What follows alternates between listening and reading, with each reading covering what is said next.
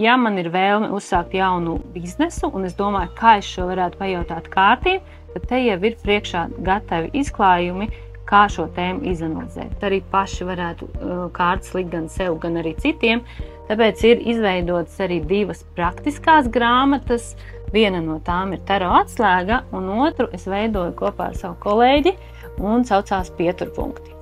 Šajās grāmatās uzsvars ir tieši uz praktisko daļu, uz dažādiem izklājumu veidiem, kādus jautājumus uzdot, lai kādu jomu izpētītu. Šajā grāmatā ir vēl papildinājums, jo te ir stāsts ne tikai par taro kārtīm, bet arī par Lenormand kārtīm, par simbolonu kārtīm. Tā kā principā abas šīs te praktiskās grāmatas var būt noderīgas strādājot ar jebkuru kāršu sistēmu, kas nu kuram ir tuvāka.